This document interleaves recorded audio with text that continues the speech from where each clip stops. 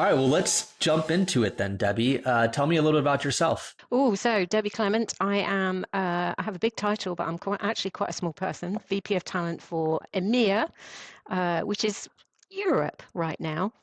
Not really Middle East or Africa yet, but it's probably on the cards on the M&A team.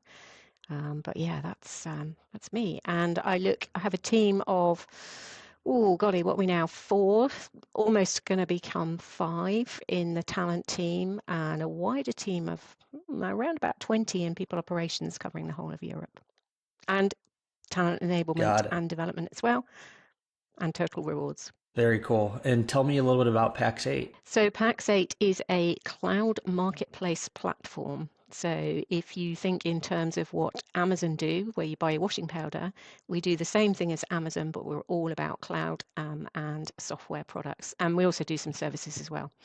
So that is our model. We're a technology company that distributes cloud software products. Got it. And how big is the company now? So we are 1,800 people worldwide, about 800 people in America now, or maybe it's touching 1,000 now. And in Europe, we are almost at 400. And 2 years ago, Mm, we started in a tiny office in Bristol in the UK with about 30 people and some global assignees from the US. And since that time, we've had three, four, are we on a fourth merger and acquisition of small companies? But have been recruiting all the way through as well as integrating the smaller mergers. Really interesting model. Founders of all of those acquisitions are still within the business. I think that's what makes us quite unique, and that's part of our people-centric DNA. Is that all the founders are still with the business, and the matching that went on during that merger and acquisition process around culture and values was a really neat fit there as well. They look to that as much as the product that they're acquiring, or the services that they're acquiring, or the customer base that they're acquiring. Really look for that customer centric, human centric match, and I think that's been our real strength that's carried our growth. yeah, well, first of all, that's very impressive growth. And I have to imagine that a lot of M&A in such a short period of time, like you said, merging all the people and the cultures is definitely a challenge. How has that played out in your role specifically on the talent acquisition side? Really interesting when you knit together a bunch of hiring managers who, to all intents and purposes, have come from an SME and all recruit in kind of different ways. And our talent acquisition process is very defined. I think I'm known as the drill sergeant internally, because we we built it. It was built literally when we were 12 people. When our business was 12 people, and we've actually managed to scale it to where we are in EMEA now at 400. And I think the hardest part of an in-house talent person's role is always getting your hiring managers engaged and your talent partners collaborating effectively. And we've done that around the system that we use. We're currently on CoMeet. We also use Greenhouse in the US. But that's the secret to everyone's collaboration is how we've built the processes. And we built the processes from the outside in. So we looked at it from a candidate experience perspective and then built everything internally around that. And that stood us in real good stead. It's been challenging scaling that and automating the HRIS system that comes on board, the total rewards connection that comes into play when you hit a certain size as well. Really challenging there, but we're getting there. We're getting there. Interesting. And so when you guys are acquiring these companies, I'm assuming some of them, maybe if not all of them, already have an ATS or an HRIS, some tools in place that then you need to bring them onto your systems. Is that part of your role as well? Yeah, it's interesting because of the four that we've acquired, only one of them had an ATS, and that was really an HR system that had a little bit of a screwy ATS on the back of it. It's never a purpose-built one, is it, when it's an HR system? There wasn't too much to unpick on that, and we basically, moved everything over to our system. And then with the other three, it still amazes me about SMEs out there today is many of them are still on the old spreadsheet basis. And it's like, wow, people have systems for putting, milk in the fridge and beer and cookies in the jar. They have a system for reordering that. But when it comes to their recruitment processes, there's no system. Everything is disconnected, and my favorite word, discombobulated practices and activities everywhere. And no one really thinks end to end. Okay, that interview, how does that go through from the talent partner to the hiring manager? How does he put icing on the cake in terms of deep qualification skills? How does that pop out into the candidate experience? What is the candidate feeling? What do we want them to feel at that stage? There's all of this need around every single activity, and and basically, so many companies, it just kind of grows and morphs into an ugly baby, doesn't it? And rarely do you get that opportunity to start from a green field and go, right, it's the 11-star Airbnb experience. What do we want the recruitment experience to look like? And that's how we started ours, really. I think that's great that when you bring these companies on, in some ways, in some ways it's a bad thing. Obviously, they don't have an ATS or a lot of structure around the recruiting, but in some ways it's also a really good thing because you have a clean slate to work from, and Mm, it probably makes it a little bit easier for you to integrate them into the existing systems and structure that you've already yeah, stood up. One yeah. of the things you mentioned was a challenge, obviously, that all talent acquisition teams face around bringing all their hiring managers together with the talent acquisition team and everybody getting on the same page and working together.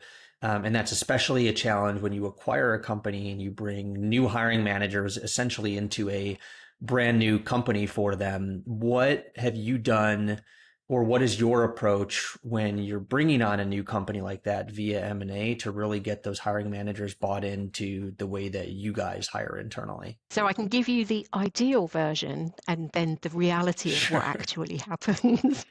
So the ideal version is, before they're even allowed to touch the system, it's like, let us tell you how it works.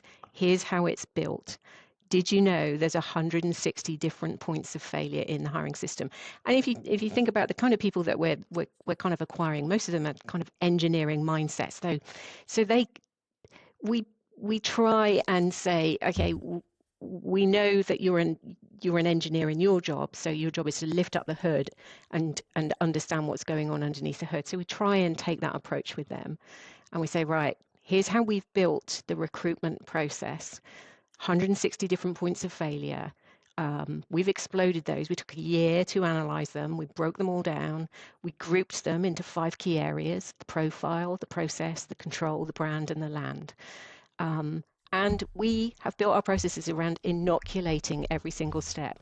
So we call it a RACI, our entire recruitment process. We've got 53 separate work streams that go right the way from here's a hiring rec to here's the 90-day hiring survey, quality of hire survey that goes out to hiring managers. So it's 53 stages, and each of those stages has its own separate work stream.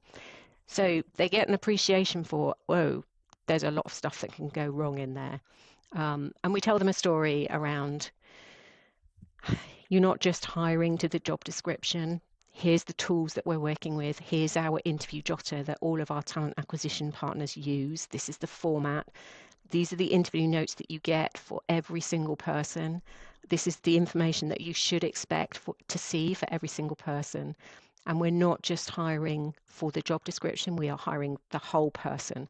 Because what we are building internally in our company is a community. We're not just finding employees. We're building a community, and that community is the sticky glue that's going to keep people with us when we hit those peaks and troughs of growing a company. And it's those sticky relationships that really help that collaboration around the business.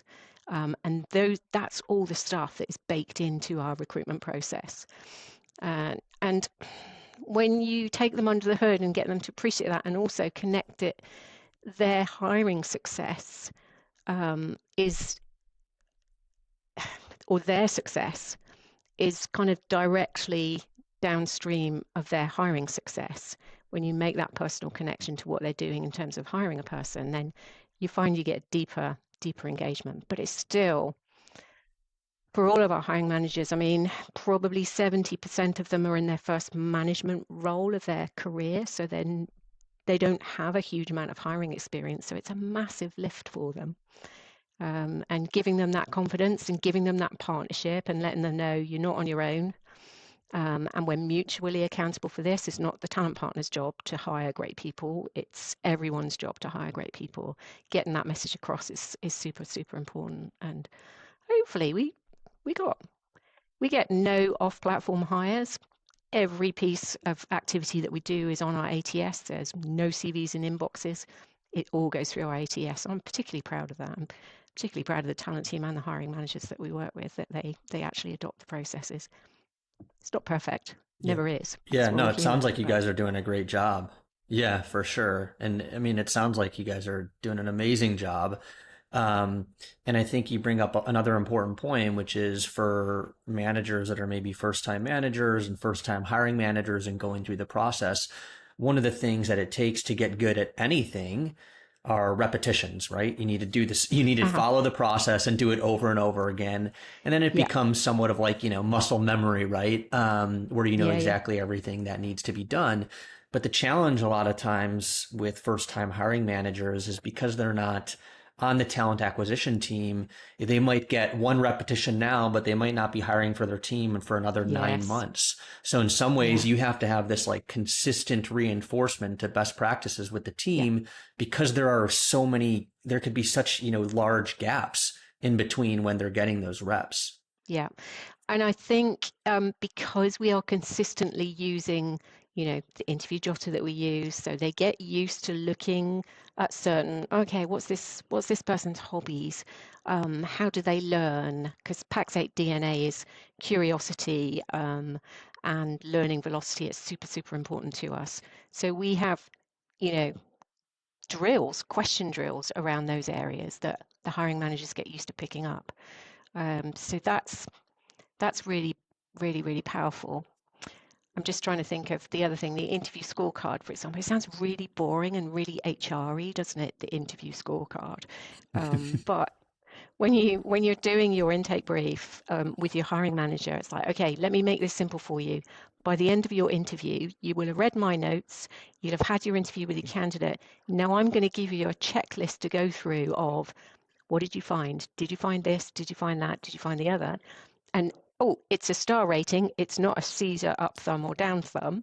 And at the end of that, it pops out a little number that says this is a 4.6 or this is a 3.6. 3.6 is not really good enough for us. We got to have 4.6 or above.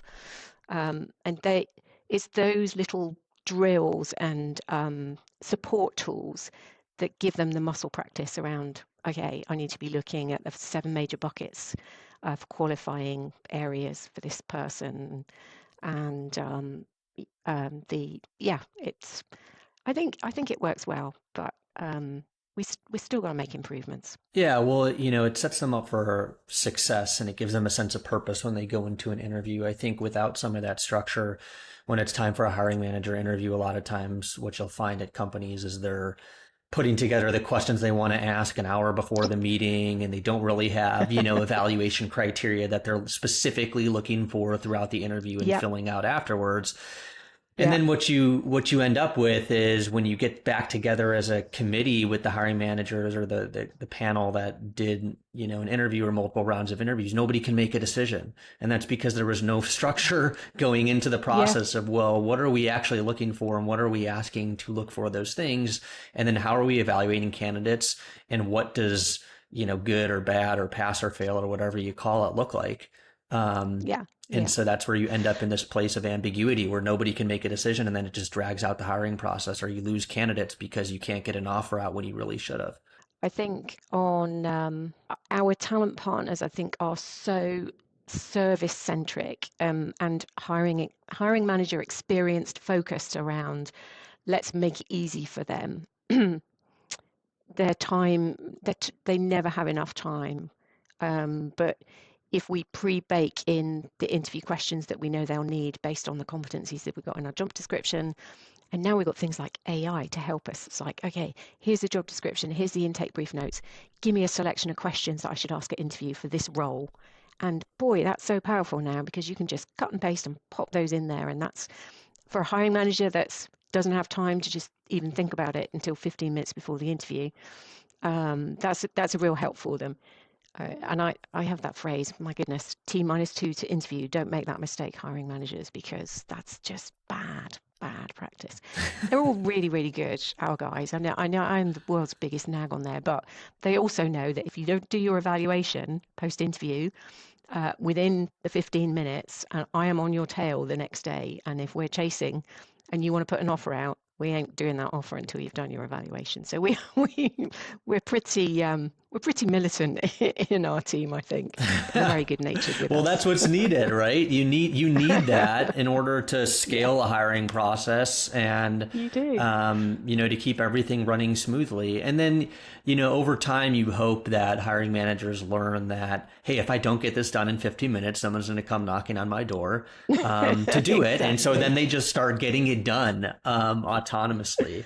So you need Yeah. to build in that rigor. So I can appreciate that. Now, I just want to jump back to one thing real quick you mentioned, which I thought was really interesting because I've never heard of this before. You mentioned something like there are 160 points of failure in the hiring process, and you guys actually Mm. went through the work of mapping out what all of those points of failure are.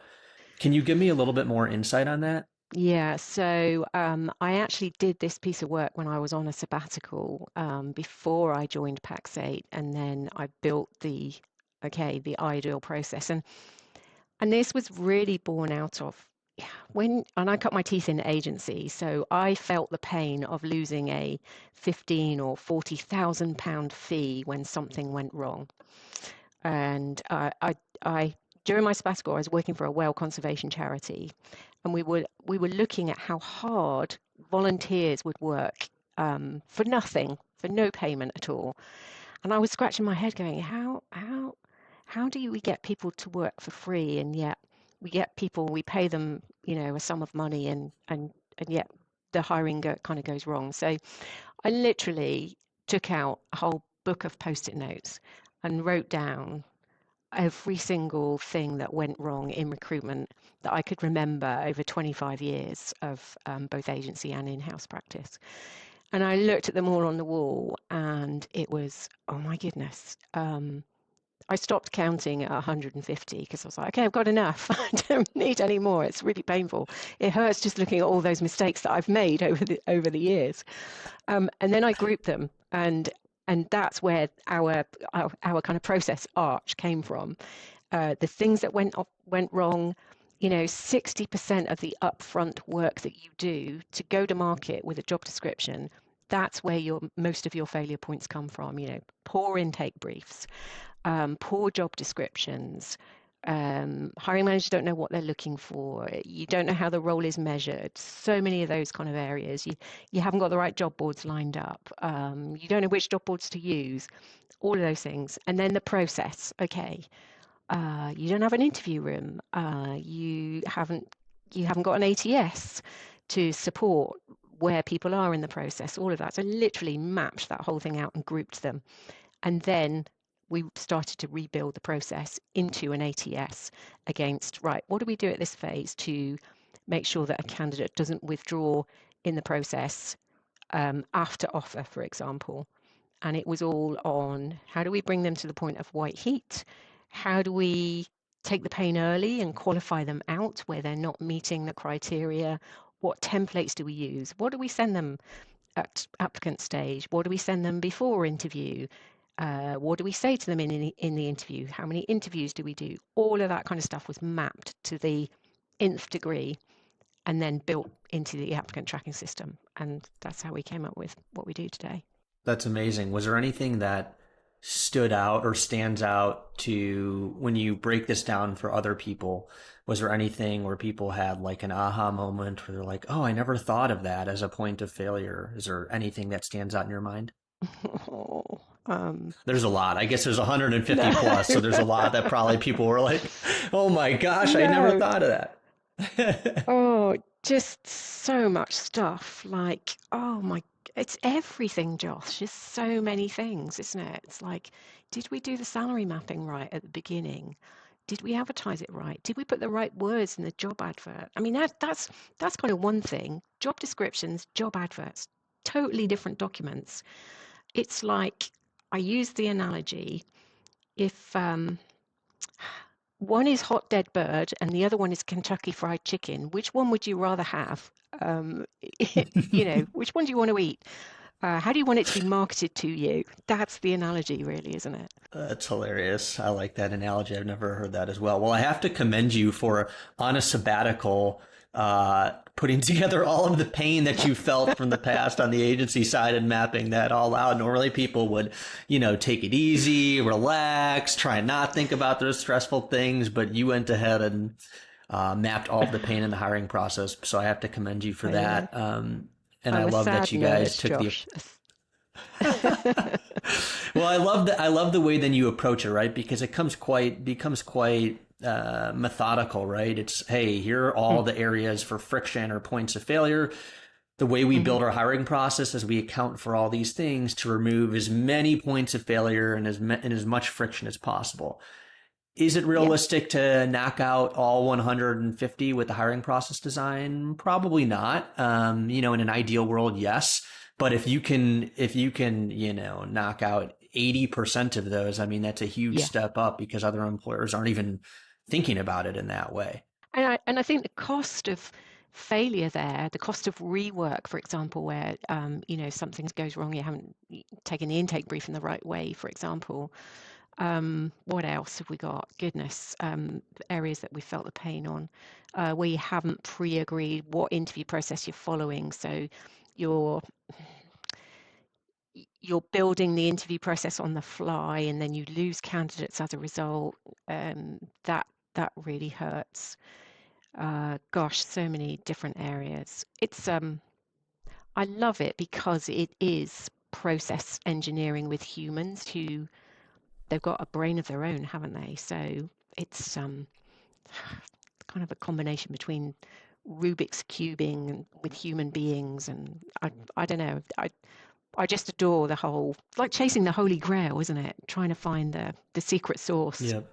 to not having a Yeah, failed well, hire or I think, look, what for you guys, your hiring process and the way that you built it becomes a competitive advantage, and then getting that helps hiring huge. managers get bought into it as well, right? Because Yeah, all things equal about if you're going against another employer to, try and hire the same type of employee, all things equal, comp, yeah, benefits, everything, right? And from a candidate's yeah. perspective, let's just say all those things are equal.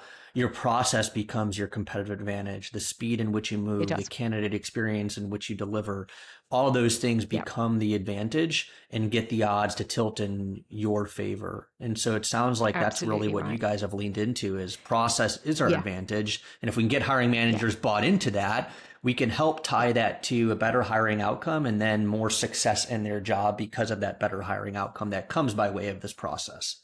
Yeah. And we see that time and time again. I mean, this week, for example, I had a wonderful moment this week. We hired somebody.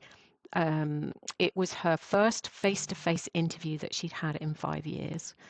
And she literally welled up in front of me and said, "This has been the most amazing experience I have ever experienced in recruitment terms." She said, "From the moment I applied for the job," and we get it wrong as well, Josh. I mean, we are not perfect. It pains me every time things go wrong and a candidate has a poor experience. But for this particular individual, it was an absolute joy. She was almost in tears. She just went, "Everyone's so friendly. The office is amazing. The way people have treated me during interview."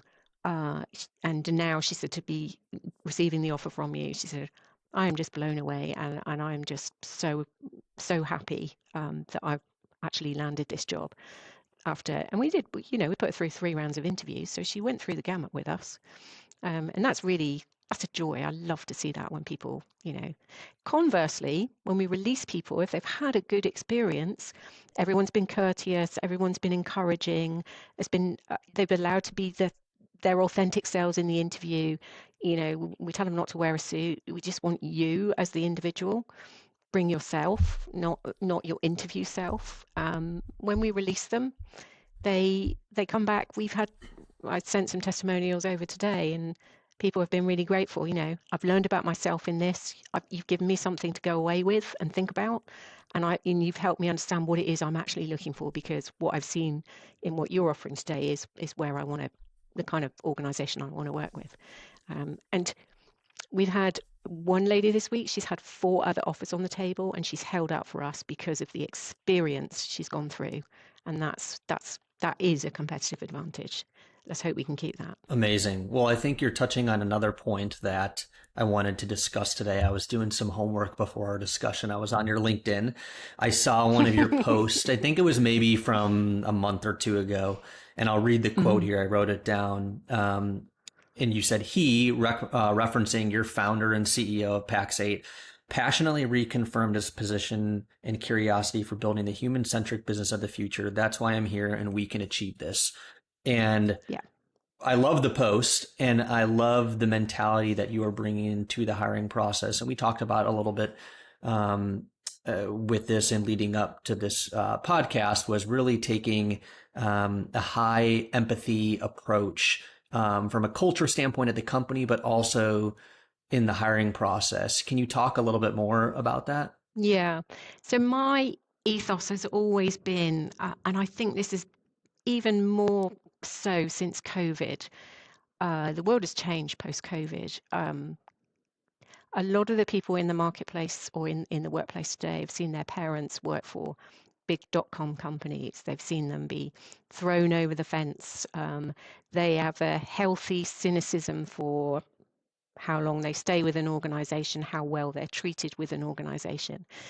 And and I take the view that we're not building employees, we are building that community to help people come together. And John, I know, was always on the same page with me um, as far as that's concerned. But he,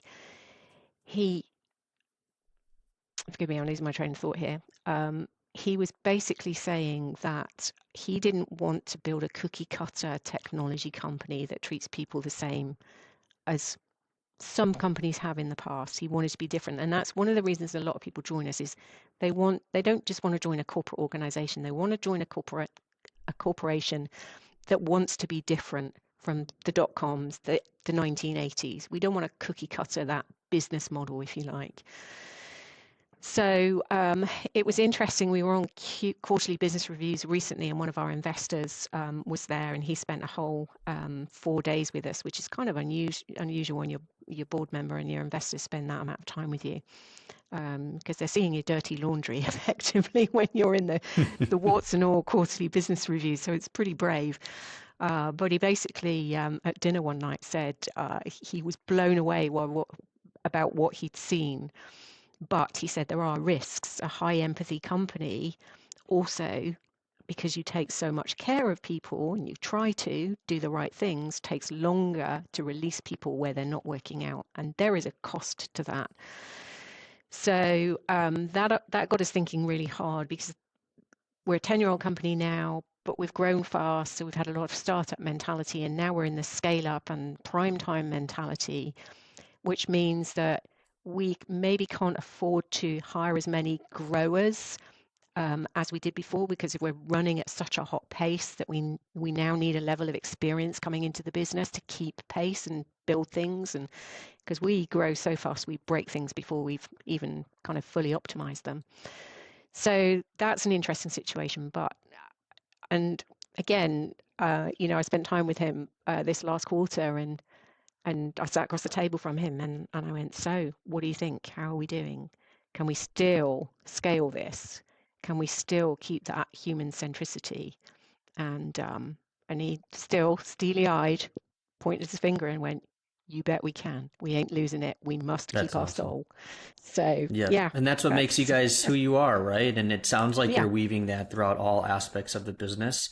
Hmm. And again, going back to the way that you've structured your hiring process to be a competitive advantage, your culture and the way you treat people is a competitive advantage as well, right? So again, I think back Yeah. to all those things where it's like all else being equal, and with other companies and with other employers, you as a business have to think about what makes you unique. and what Hmm. are the things that you're doing to stand out, and what are the things that you're doing to gain an advantage over those other, employers, when it can't just be about, well, we just keep lifting offers higher and higher, or keep adding more benefits, because there's budget and things to think about as well. And so it's these things that you do with process, or the way you treat people, that really stand out in the eyes of people that are either on the team now or want to join the team. And I think a big part of that also is the way we articulate our purpose and our vision in the future. Because I don't know, so many companies seem to,